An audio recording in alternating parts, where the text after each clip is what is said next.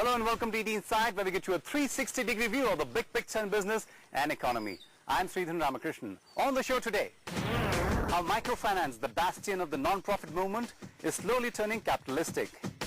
Why microfinance is in severe need of a regulatory framework. And the big debate, should microfinance be a profit-making industry or a non-profit movement? Our top story first. For a decade now, microfinance institutions have played a key role in putting money in the hands of some of the poorest Indians. But in a country where nearly 700 million people live on less than $1 a day, their work has just begun. They need to raise thousands of crore rupees more and possibly get commercially minded. Nikhil Sivadas takes you inside an industry that's at the crossroads. Ladies and gentlemen, in about 30 seconds, SKS Microfinance Limited is due to be listed on... Call it what you will, ringing in a new era or simply announcing to the world that times have changed.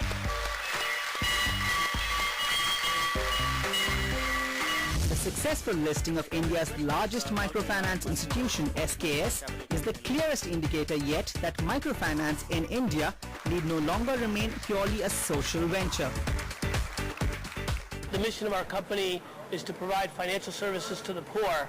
We believe that using a commercial model, tapping commercial markets, is the best way to get capital in order to achieve financial inclusion. SKS raised $358 million in its IPO, which was oversubscribed 13 times.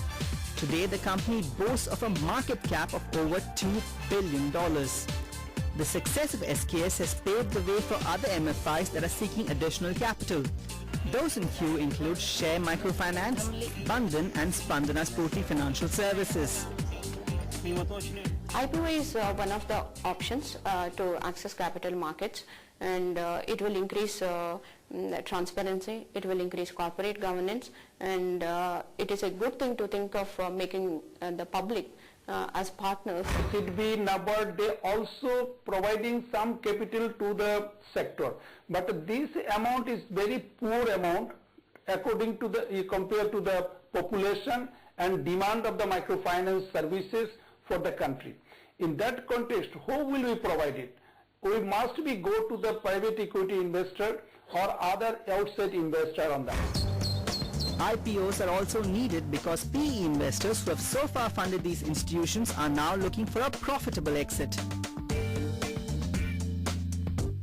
It's important to note that many of these investors valued Indian MFIs in price per book value terms significantly higher than MFIs of any other country. That's partly because India is the single biggest microfinance opportunity in the world, an opportunity that 4,000 MFIs, self-help groups and regional rural banks are seeking to tap in a big way. But as in all businesses, here too only the fittest will survive. If you can become a commercial entity and you can make profit to attract capital, then you will be able to achieve the goal of financial inclusion. That's perhaps why the top 5 microfinance companies in India are for-profit organizations that have jointly dispersed loans worth 67.9 billion rupees to an estimated 10 million customers. That's nearly 50% of all MFI disbursements in India. Here's how the business works. The MFI either borrows money from a bank at 11% or raises the capital from other sources for much higher than that. Add to that administration charges like salaries and conveyance of about 11.8%. Assuming that the margins are around 3 to 4%, the MFI gets about 26 rupees for every 100 rupees lent. To be fair, there are many MFIs who make much lower margins, but they find it tough to survive. Once you need to pay for your staff and meet the financial cost, definitely you need to go for a for-profit organization. A 2009 survey of 230 MFIs revealed that 1 in every 3 players was loss-making. MFIs have to necessarily reduce their cost of capital to be profitable, and to do that they need to charge higher interest rates. But that's seen as profiting from the poor. Where it turns problematic is if institutions that are serving the poor are profit maximizing. That means if they're making policies in order to maximize their own profits, and perhaps exploiting, the need of the poor, the credit constraints of the poor. Critics have accused for-profit MFIs of not providing clear and accurate loan terms to borrowers. disregarding due diligence in providing credit, practicing coercive recovery methods, and offering multiple loans to borrowers who they know cannot meet repayment schedules. All aspects of predatory lending. There are only two large MFIs that have reduced their interest rates as a result of scale. Sa-dhan in West Bengal and Ujjivan, which is an urban program. But the big ones, SKS, Share, Spandana, Equitas, they have not reduced their interest rates. So we can, even though they're making very large profits. This first came to light in 2006 when villagers from Krishna district in Andhra Pradesh filed a complaint against two MFIs accusing them of exorbitant interest rates and forced loan recovery practices. Soon the two MFIs had to shut 50 branches in the district. A similar matter came up last year in Kolar district in Karnataka when a borrower committed suicide as he was unable to pay 7.5 lakh rupees he had borrowed from MFIs. And in February this year too, a similar suicide case came up in Khammam district in Andhra Pradesh. This in turn prompted the then collector to file a complaint against MFIs acting as money lenders in the district. The interest they were charging was exorbitantly high. It was as high as 60%, 75% like that.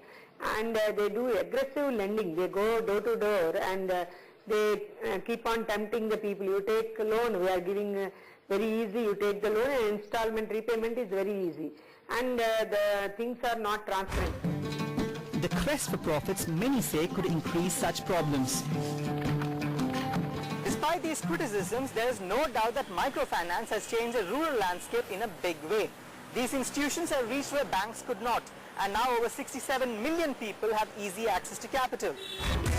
Capital that carries a cost, because the funds that these institutions lend don't come for free. It will really be some magician from outer space who will really be able to, produce and deliver this service at the doorstep at a rate substantially lower than what we do. Which means that non-profit turning for-profit may not be such a bad thing after all. This model has worked. It has proved itself and has proved itself on a sustainable basis, and that on a non-subsidy based basis. It's important to keep MFIs working because they are reaching out to the unbanked segments of society and providing capital to those who really need it. But it's an industry that's growing at a scorching pace and dealing with sensitive issues. And so it's better to regulate it.